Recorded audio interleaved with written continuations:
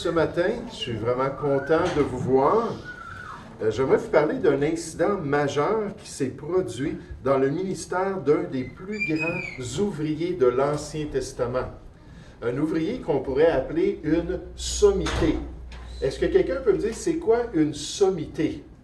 Qu'est-ce que ça veut dire, une sommité? Mais il est au sommet de sa D'accord. profession, de son Exactement. C'est celui qui a atteint le sommet de sa profession, son appel, son ministère, la plus haute position possible dans un domaine quelconque. Donc, j'aimerais vous parler de quelqu'un de très important dans le plan de Dieu. Un des plus grands dirigeants du peuple juif de l'époque, des plus éminents prophètes de l'histoire d'Israël. J'aimerais qu'on puisse considérer ensemble ce matin lorsque Moïse perd les pédales. Lorsque Moïse perd les pédales, donc j'aimerais qu'on puisse se considérer Moïse et parler un peu d'une situation dans sa vie. Et nécessairement, Moïse était un personnage majeur dans le plan de Dieu pour le peuple d'Israël. C'est celui dont il est dit, « Il n'a plus paru en Israël de prophète semblable à Moïse, que l'Éternel connaissait face à face. » Moïse était plus grand qu'Ésaïe. Moïse était plus grand que Noé. Moïse était plus grand que Jérémie, Daniel, Ézéchiel ou un autre des prophètes. C'est affirmé dans les Écritures que Moïse était un homme fort patient dans les voies de Dieu, plus qu'aucun homme sur la face de la terre. Et le Nouveau Testament confirme que Moïse a été fidèle dans toute la maison de Dieu comme serviteur pour rendre témoignage de ce qui devait être annoncé. Ainsi, dans les deux testaments, on présente Moïse comme un modèle. On le présente comme un serviteur à suivre dans les voies de Dieu, le genre de service qui plaît au Seigneur et qui est digne du royaume de Dieu. Mais savez-vous quoi? Moïse n'était qu'un homme. Oui, peut-être une sommité dans l'œuvre que Dieu lui a donnée, mais il ne demeurait qu'un homme. Ça, c'est important de comprendre ça. N'importe qui qu'on regarde dans les Écritures, n'importe quel prophète, à l'exception du Seigneur Jésus. D'accord? Mais on aurait pu parler de toutes sortes d'autres personnes, mais Moïse était un homme comme les autres serviteurs de Dieu, sujet aux mêmes tentations que chacun de nous, ayant un esprit bien disposé, mais avec une chair qui est quoi? Qui est faible. Et dans un moment stratégique, il a succombé. Dans un moment tellement important, il a désobéi à Dieu.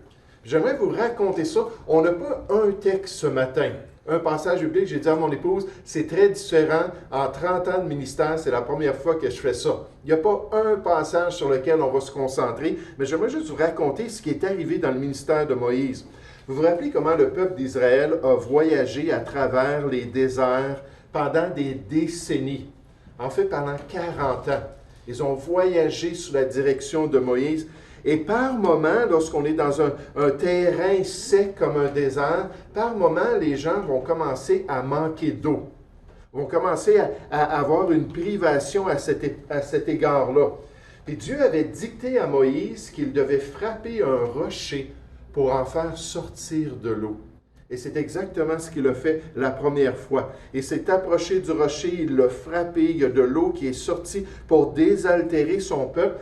Mais des années plus tard, en face d'une autre privation, encore une fois, dans ces voyages désertiques-là, Moïse a reçu l'instruction de parler au rocher pour qu'il en sorte de l'eau et pour qu'il puisse abreuver son peuple. Est-ce que frapper et parler, c'est la même chose? Oui. Dites-moi. Non. Si c'est le temps de parler à votre épouse, est-ce que c'est la même chose de lui parler ou de la frapper? J'aimerais vous dire, c'est pas du tout la même chose. Allez voir votre patron pour lui parler de quelque chose et frappez-y en arrière de la tête. C'était pas du tout la même chose, mais Dieu ne voulait pas que Moïse frappe le rocher cette deuxième fois-là.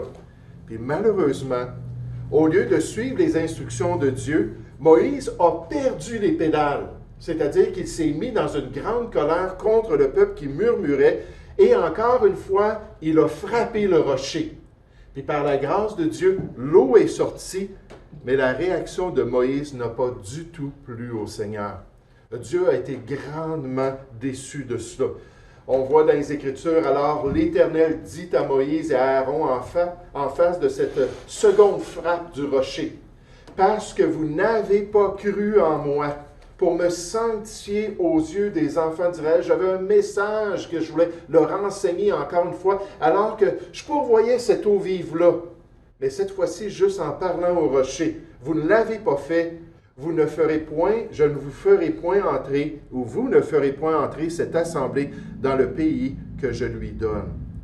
Moïse et Aaron venaient de perdre leur billet d'entrée en terre promise, on pourrait dire leur passeport.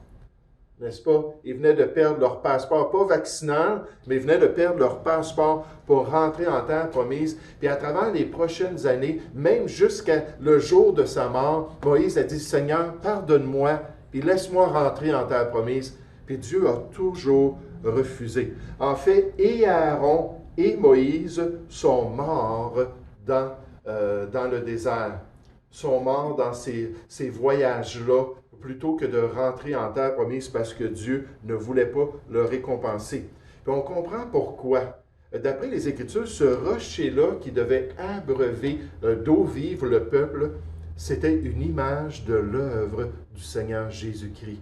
Une image de cette œuvre-là de salut qui allait permettre aux gens de se tourner vers lui. Il a dit dans Jean 7 au verset 37, « Si quelqu'un a soif, qu'il vienne à qui? À moi! Celui qui croit en moi, des fleuves d'eau vive. » Je ne sais pas si vous avez été désaltéré dans votre âme, mais j'aimerais vous dire, c'est seulement en Jésus-Christ. Et c'était cette image-là. La Bible nous affirme concernant ce rocher-là que ce rocher était Christ lui-même. Et combien de fois est-ce que Jésus avait besoin d'être frappé pour devenir une source d'eau pour l'être humain? Dites-moi, une ou deux fois? Une seule fois pour devenir cette source d'eau-là. Et l'image même du salut en Jésus-Christ venait d'être faussée par le fait que Moïse, dans sa colère, a perdu patience et il a frappé à nouveau le rocher, alors que ce n'était pas du tout le plan de Dieu. Et Dieu n'a pas voulu le récompenser. N'a pas voulu lui permettre d'entrer en terre promise en tant que dirigeant de son peuple. Maintenant, Moïse n'a pas perdu son salut à cause de cela. On le voit sur le mont de la transfiguration venir parler à Jésus de son œuvre rédemptrice, comprenant très bien que c'est Jésus qui allait devenir la source d'eau vive pour les besoins spirituels du peuple. Et Moïse a perdu un privilège à cause qu'il a fait ça. Maintenant, qu'est-ce qu'on peut apprendre de la bévue de ce grand serviteur? Nécessairement, à part que c'était une sommité dans l'œuvre de Dieu, mais qu'il n'était qu'un homme, comme chacun de nous, avec des problèmes et des faiblesses. Mais qu'est-ce qu'on peut apprendre? Notre objectif ce matin, c'est de regarder cette réalité-là, de considérer ce message-là de cette bévue d'un grand serviteur de Dieu. Et ces choses-là ont été inspirées pour nous aider à nous examiner, à regarder dans le miroir spirituel et à considérer notre propre vie. Maintenant, qu'est-ce qu'on peut retenir? On peut retenir, premièrement, que chaque serviteur, allez n'importe où dans la parole de Dieu, allez n'importe où dans l'histoire, regardez des grands hommes et des grandes femmes de Dieu, chaque serviteur possède des faiblesses. Chaque serviteur possède des problèmes dans sa vie. On parle ce matin de Moïse, mais on aurait pu parler de David, de Noé, de Pierre, de Paul, de Jean, parce que chaque serviteur de Dieu peut broncher dans l'accomplissement de la volonté de son Maître. C'est tout simplement une réalité. Le seul qui a été tenté comme nous en toutes choses, mais sans commettre de péché, c'est le Seigneur Jésus. C'est le seul. Jacques lui-même, un apôtre, dit concernant cette réalité-là, il a dit, nous bronchons tous et en plus de plusieurs manières. Nous bronchons tous. Il n'y a pas d'élite spirituelle.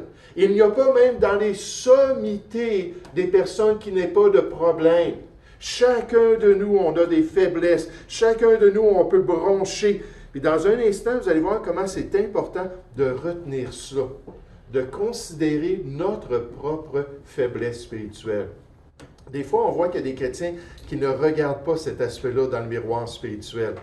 Parce que lorsqu'ils font quelque chose de répréhensible, lorsque l'épouse se met en colère puis vraiment méprise son mari, ou lorsque l'enfant dit à ses parents quelque chose de vraiment méchant, et là qu'on vient les confronter avec leur état spirituel, là il y a une réaction d'autoprotection, puis là on le nie, hein? Puis là on réagit, plutôt que de dire « Ah, c'est vrai, c'était pas correct ce que j'ai fait.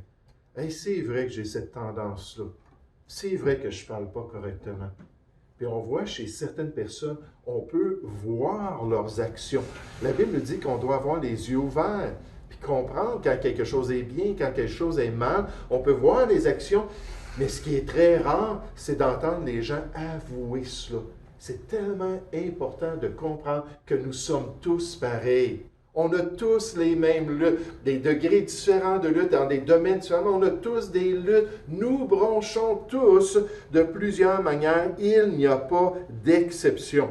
Un bon auteur a dit sur la faiblesse des serviteurs de Dieu, il a dit « La tentation peut même être une bénédiction pour un homme, une femme, un enfant, lorsqu'elle lui révèle sa faiblesse et le pousse vers le Sauveur Tout-Puissant, qui peut l'aider avec sa faiblesse. Ne t'étonne donc pas, cher enfant de Dieu, si tu es tenté à chaque étape de ton voyage terrestre, après 20 ans de vie chrétienne, après 30 ans, après 50 ans de vie chrétienne. Le chrétien, le serviteur de Dieu, demeure quelqu'un de faible. Et tu ne t'étonnes pas de ça si tu es tenté à chaque étape de ton voyage terrestre, et presque au-delà de l'endurance, mais tu ne seras pas tenté au-delà de ce que tu es capable de supporter. Et à toute tentation, il y aura un moyen d'échapper. Un autre auteur nous dit, nier notre faiblesse, c'est ce que bien souvent les chrétiens font, c'est malheureux. Nier notre faiblesse et vous ne réaliserez jamais la force de Dieu en vous. Parce que Paul le dit dans 2 Corinthiens chapitre 12, c'est lorsque je suis faible que je peux devenir fort. Parce que là, je vais demander, Seigneur, j'ai cette tendance-là. Seigneur, j'ai cette manière de penser-là qui n'est pas bien. Seigneur, j'agis de telle manière et ça ne te glorifie pas. Puisses-tu me changer, puisses-tu me donner la victoire et je vais dépendre de toi quotidiennement. Oh, ça prend premièrement des gens qui sont honnêtes. Ça prend des gens qui sont prêts à le reconnaître. Vous savez, c'est intéressant que Moïse, quand il se présentait devant Dieu, n'a jamais dit, Seigneur, oui, mais le peuple m'a tellement écœuré. Le peuple était tout le temps en train de me menacer, tout le temps en train de murmurer contre la direction que toi tu me donnais, mais ils n'étaient pas contents parce qu'on a passé dans une région puis il n'y avait pas d'eau. Puis là, Seigneur, là, c'est à cause du peuple. Jamais est-ce que Moïse n'essaie de passer le blâme ou de s'excuser. Il fait juste dire, Seigneur, pardonne-moi, Seigneur, sois miséricordieux, permets-moi d'entrer dans cette terre promise. Et en tant que chrétien, il faut, comme Moïse, être sincère. Maintenant, de même, lorsqu'on regarde l'exemple de Moïse, on peut partir cette semaine avec cette vérité dans notre cœur que chaque serviteur est confronté à des éléments déclencheurs.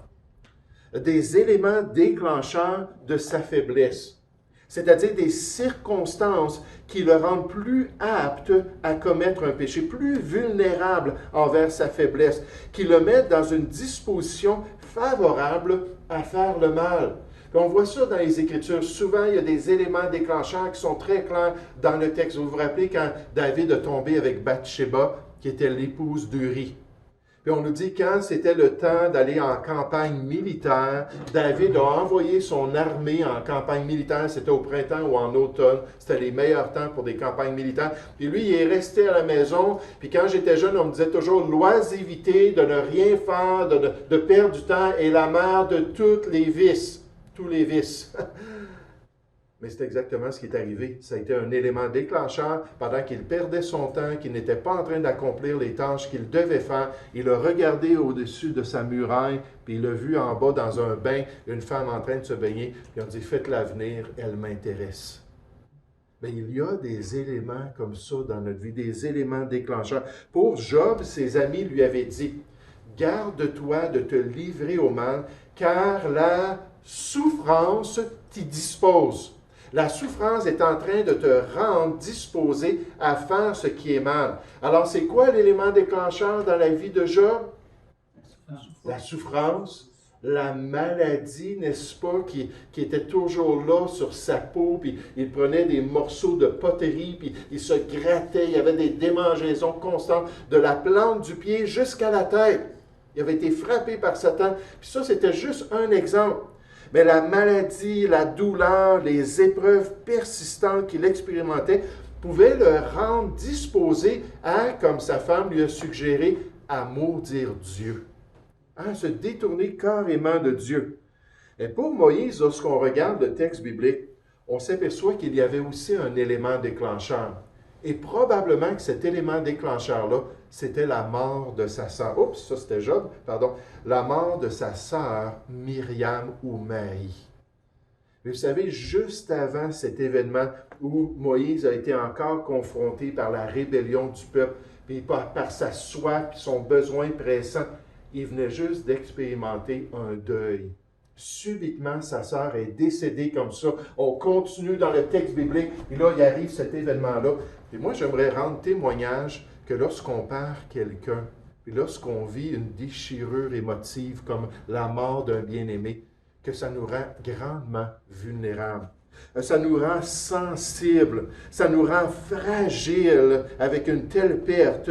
Et je l'ai vu non seulement dans ma vie, mais même je l'ai vu dans la vie de d'autres personnes qui ont expérimenté des moments difficiles à cause du deuil et qui ont commencé à agir d'une manière inhabituelle. Des gens que je connaissais depuis des années, qui avaient une constance dans leur vie, qui avaient un bon raisonnement, qui marchaient dans les voies de Dieu, qui tout à coup étaient toutes débalancés, comme moi dans mon expérience.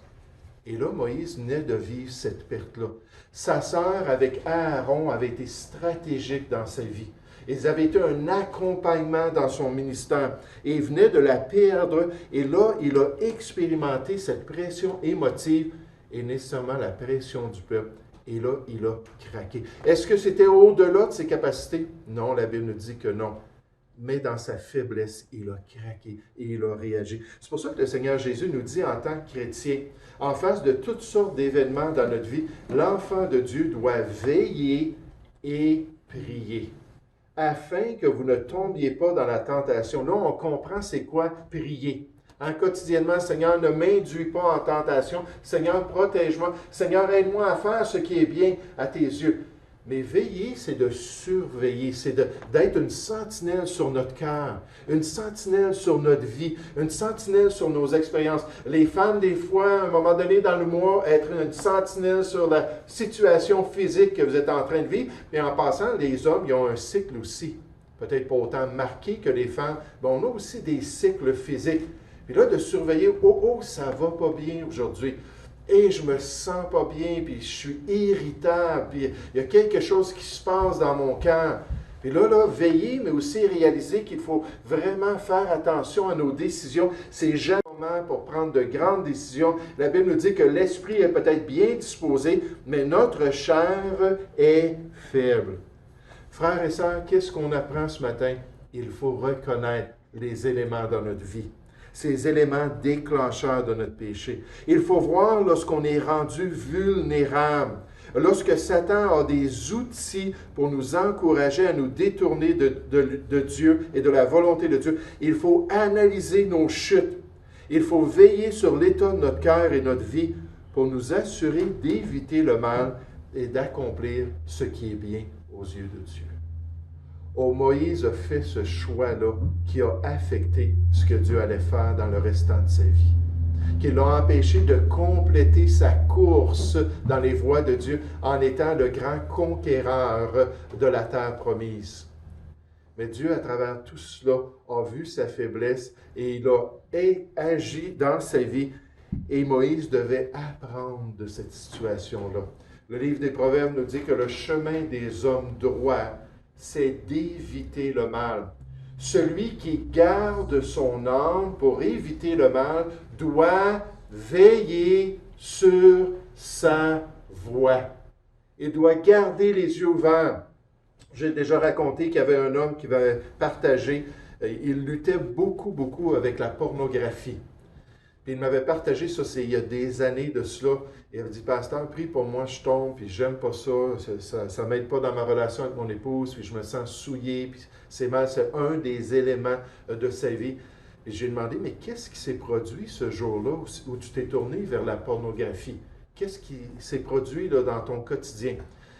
Puis là, il a commencé à regarder ça, puis à penser à ça, puis il a dit, c'est quand je lis le Journal de Montréal. C'était frappant pour lui. Il lisait le Journal de Montréal, puis à travers le Journal de Montréal, il y avait de la publicité pour soit des vêtements de femmes ou pour d'autres choses. Puis là, il voyait quelque chose pendant, comme, n'est-ce pas, dans les Écritures, on voit qu'on peut regarder, convoiter et ensuite agir comme Akan dans l'Ancien Testament, qui avait vu l'or, puis toutes ces choses-là, ces beaux vêtements-là qu'il y avait dans la ville de Jéricho.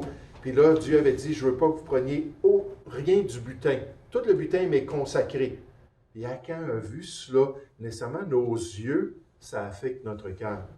Et lui, quand il lisait le Journal de Montréal, ensuite, il voulait aller regarder de la pornographie. Alors, j'ai dit, ne lis plus le Journal de Montréal. À chaque jour, tu fais cela. Arrête de faire cela. Ça va t'aider alors que tu identifies cet élément déclencheur-là. Mais il faut veiller sur sa voie. On nous dit, celui qui garde ce qui est commandé, garde son âme. C'est une autre manière de veiller sur notre voie. On sent la parole de Dieu dans notre cœur, n'est-ce pas? On est devant les Écritures, on apprend la parole de Dieu. Celui qui ne veille pas sur sa voie mourra. Il y avait une jeune dame qui avait été élevée dans une famille chrétienne, puis qui avait tendance, comme bien souvent ça arrive chez les dames, à toujours voir le bien chez les gens qu'elle côtoyait. Elle était toujours positive, une perspective, les gens sont bons, malgré le fait que ses parents lui disaient, non, nous sommes tous pécheurs, puis il y a toujours un potentiel de mal, mais elle disait, non, les gens autour de moi sont bons, puis elle voulait avoir une belle perspective de la vie. Sa famille et ses amis essayaient de la mettre en garde concernant des personnes qui pourraient lui faire du tort un jour, mais elle ne voulait pas considérer cette possibilité-là. Elle était dans le fond naïve. N'est-ce pas? On a juste à regarder un petit peu nos yeux puis voir la méchanceté de l'être humain, tout à travers l'histoire. Avec le temps, elle a commencé à fréquenter des gens du monde qui l'invitaient à faire tout ce que les jeunes de son âge pratiquaient. Puis ainsi, elle s'amusait de plus en plus avec des éléments qui en fait la portaient à se détourner de Dieu et à faire le mal. Quelqu'un a dit, si les gens du monde t'influencent à aller dans le monde, c'est peut-être un bon moment pour arrêter d'être avec eux. Mais si toi, tu es capable de les influencer à se tourner vers Dieu, mais là, ça vaut la peine de garder cette relation-là. Ne vous trompez pas, 1 Corinthiens 15, 33, les mauvaises compagnies corrompent les bonnes mœurs des chrétiens. Donc, à un moment donné, il faut voir s'il y a des éléments comme ça dans notre vie qui peuvent nous amener à faire ce qui est mal. Mais elle continuait cette relation-là avec ces gens-là. Puis une des pratiques qu'elle a commencé à adopter dans sa vie, c'était la visite des bars la fin de semaine. Donc, elle était aux études, loin de sa famille chrétienne, tout ça. Elle avait quelques chrétiens où elle étudiait, mais elle sortait toute seule, puis elle allait dans les bars. Puis encore une fois, elle croyait dans son cœur que les gens qu'elle rencontrait dans ce lieu de beuverie, c'est ça, un bar, un lieu de beuverie, étaient de bonnes personnes qui jamais ne voudraient lui faire du tort. Puis pour le tester, elle a décidé de parler à un jeune homme au bar, puis de l'inviter le lendemain à venir souper chez elle, à son appartement. Elle a dit, je vais te préparer un beau souper, puis on va avoir une belle soirée ensemble. Le gars a dit, OK, oui, certainement. Puis là, elle est allée travailler, puis elle est revenue à la maison, puis elle a préparé un beau repas. Sa mère lui avait tout montré comment faire de la popote, puis elle a préparé un beau repas, tout ça. Elle l'a invité à venir à la maison. Puis lui, il est rentré dans l'appartement, il a regardé le salon, la cuisine un petit peu. Il dit, est-ce que tu peux me faire visiter ton appartement? Elle dit, il y a la chambre de bain, puis elle dit, ma chambre. Il dit, oui, montre-moi ta chambre. Puis là, elle l'amène tout bonnement dans la chambre. Puis dès qu'ils ont traversé la porte de la chambre, il l'a saisi, puis il l'a envoyé sur le lit, puis il l'a violé. Oh. Puis après l'avoir violé, il est parti sans manger du repas et sans passer du temps avec elle. Puis ça, pour elle, ça a été vraiment un réveil spirituel. Non seulement elle a compris son état elle-même, qui n'écoutait jamais les autres, qui n'était pas enseignable, qui avait besoin de comprendre qu'elle était une pécheresse, mais en plus qu'il y avait des gens méchants. Puis à travers tout ça, Dieu l'a amené au salut en Jésus-Christ. Là, sa famille, malheureusement, c'était tragique ce qui est arrivé, mais ça l'a permis qu'enfin elle ouvre ses yeux et qu'elle comprenne cette réalité-là. Les éléments déclencheurs. En tant que chrétiens, nous sommes tous faibles en nous-mêmes. Nous avons tous des tendances sur lesquelles on doit veiller. Il faut identifier ces éléments-là qui nous portent à faire ce qui est mal aux yeux de Dieu. Moïse, en face de la perte de sa sœur, aurait dû réaliser, wow, là, je suis vraiment là, dans un moment difficile. Là. Aaron, viens, puis joigne-toi à moi, là, puis veille sur moi, puis assure-toi que je ne fasse rien de mal. On ne sait pas ce qui s'est produit, on aurait pu voir une réaction comme cela pour s'assurer qu'il ne prenne pas le bâton, puis qu'il ne frappe pas le rocher, puis qu'il ne ruine pas son service pour le Seigneur. Mais une autre chose qu'il faut comprendre, c'est que chaque serviteur va récolter ce qu'il aura semé. Chaque serviteur de Dieu va récolter. Ça, c'est la grande loi de la récolte dans les deux testaments. Dans l'Ancien Testament, on peut y lire « Celui qui sème l'iniquité moissonne l'iniquité, et la verge de sa fureur disparaît. » Là, on a des conséquences à cause qu'on joue avec le mal. Dans le Nouveau Testament, on nous dit « Ne vous y trompez pas, ne mentez pas à votre cœur. On ne se moque pas de Dieu. Ce qu'un homme aura semé, il le moissonnera aussi. » Qu'est-ce que tu as semé dans ta semaine? La semaine passée, est-ce que c'était de bonnes choses que tu as semées ou c'était des choses qui te rendent disponible pour faire ce qui est mal, pour te détourner de la volonté de Dieu? Pour Moïse, il a moissonné la perte de ce privilège-là d'amener son peuple en terre promise. Et en fait, c'est Josué qui a reçu ce privilège-là. Dieu lui a dit, c'est assez. Là, Moïse est rendu là, juste à la porte de la terre promise, puis il sait, là, le peuple va rentrer. Il est encore vivant, là. Il y a une montagne juste à côté, puis Dieu, là, il dit encore à Dieu, laisse-moi rentrer, Seigneur. Laisse-moi conquérir là, ces sept civilisations, là, les Amalécites, puis tous ces peuples-là. Laisse-moi guider ton peuple encore. Dieu dit, c'est assez, là. Je t'ai déjà dit non, puis là, je ne changerai pas, c'est non. C'est assez, ne me parle plus de cette affaire. Monte au sommet du Pisgah, Porte tes regards à l'Occident, au Nord, au Midi et à l'Orient, et contemple de tes yeux, car tu ne passeras pas ce Jourdain. Donne des ordres à Josué, fortifie-le et affermis-le, car c'est lui qui marchera devant ce peuple et qui le mettra en possession du pays que tu verras. Puis Moïse a étendu sa main, puis il s'est associé en posant les mains sur Josué aux yeux de tout Israël. Puis il dit, maintenant, c'est toi qui reçois cette charge. Il est monté sur la montagne, Dieu lui a permis de voir tout le pays, puis après ça, il est décédé. Il a récolté ce qu'il avait semé. Puis en tant que chrétien, la Bible est très claire que ce qu'on va récolter dépend de ce qu'on aura semé. Celui qui sème pour sa chair, le vieil homme, le péché de notre âme, moissonnera de la chair la corruption. Mais celui qui sème pour l'esprit, moissonnera de l'esprit la vie éternelle. Oh, Moïse était une sommité dans l'œuvre de Dieu auprès du peuple d'Israël. Il n'y a pas eu un plus grand que lui. Et pourtant, Moïse n'était qu'un homme avec des faiblesses, un homme avec des tendances, un homme comme chacun de nous qui avait besoin de lutter contre sa chair. Dans Hébreux chapitre 12, je disais ça à un chrétien cette semaine, ça nous dit, vous n'avez pas lutté jusqu'au sang pour résister au péché dans votre vie. À être prêt à payer en face de la tentation, en face de la pression peut-être du monde autour de nous, des ruses du diable, être prêt même à payer de notre vie s'il le faut, en disant non au péché, en disant non à ce qui est contraire à la volonté de Dieu, pour pouvoir être certain d'accomplir le plan de Dieu. Mais en tant qu'être humain comme Moïse, il faut être prêt à avouer notre faiblesse, à dire c'est vrai que ça m'arrive de tomber. C'est vrai, il y a un pasteur qui disait quotidiennement, j'ai des pensées que je ne devais pas avoir. Quotidiennement, je regarde des choses que je ne devrais pas regarder. Quotidiennement, j'écoute des gens que je ne devrais pas écouter.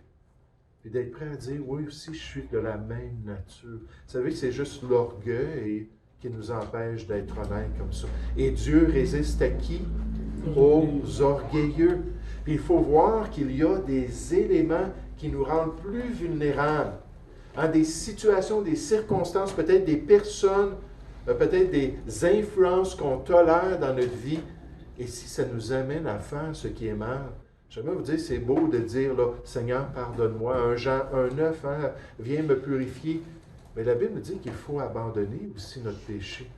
Qu'on ne progressera pas, Proverbe chapitre 28 au verset 13. Si on n'abandonne pas et on ne se détourne pas de notre péché, alors pourquoi ne pas arrêter de lire le Journal de Montréal, si c'est ça qui vous fait tomber? Ou arrêter de regarder telle et telle émission, ou arrêter d'écouter tel et tel ami qui est en train de vous exciter à faire le mal, pour pouvoir réaliser qu'un jour, on va récolter si on joue avec le feu. On ne peut pas se moquer de Dieu, se moquer de celui qui nous a donné cette loi-là de la récolte. Et dire, Seigneur, je vais faire le mal, mais j'en aurai pas de conséquences. Non, Dieu dit, ça ne fonctionne pas comme ça.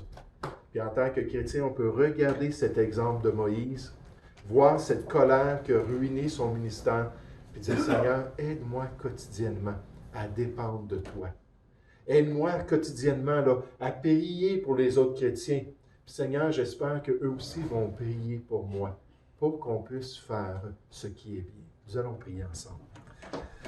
Ô Père Céleste, j'aimerais te louer, j'aimerais te remercier ce matin pour cet exemple que tu as mis dans les Écritures. Et tout à travers la Bible, Seigneur, tu nous présentes tes sommités, tu nous présentes, Seigneur, tes serviteurs les plus excellents. Et Seigneur, tu ne caches pas aussi leurs faiblesses, leurs manquements, leurs péchés, leur désobéissance. Oh, la Bible vient de toi, parce que toi, tu es honnête et sincère. Et toi, tu nous dis les vraies choses. Et tu nous dis que nous aussi, nous avons une chair qui est faible. Et nous aussi, nous devons dépendre de toi en Jésus-Christ.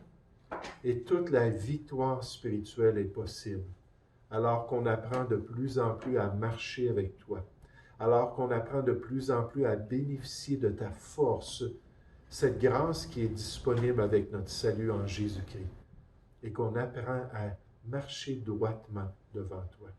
Ô Seigneur, je te prie que le fait qu'on ait considéré notre état spirituel dans le miroir de ta parole, je te prie, Seigneur, qu'on ne soit pas des auditeurs oublieux, mais qu'on puisse se mettre à l'œuvre, Seigneur, qu'on puisse dire, oui, je suis faible, garde-moi. Puis ne m'induis pas en tentation, Seigneur. Puis aide-moi à voir les éléments déclencheurs, puis les personnes peut-être ou les circonstances. Puis aide-moi à me détourner, Seigneur, du mal en veillant sur ma vie et en veillant sur mon cœur. Et surtout, Seigneur, aide-moi à me rappeler qu'il y a toujours des conséquences. Dans ta miséricorde, tu ne nous donnes pas la plénitude de la récolte, mais il y a toujours une récolte quelque part. Oh, aide-nous à te craindre, Père Céleste. Aide-nous à vouloir terminer notre course en ayant accompli ta volonté et ne pas ruiner cette fin de l'œuvre que tu avais donnée pour ma vie, de cet appel, de ces œuvres que tu avais préparées pour moi. Aide-moi à courir jusqu'à la fin. Seigneur, nous te prions au nom du Seigneur Jésus. Amen.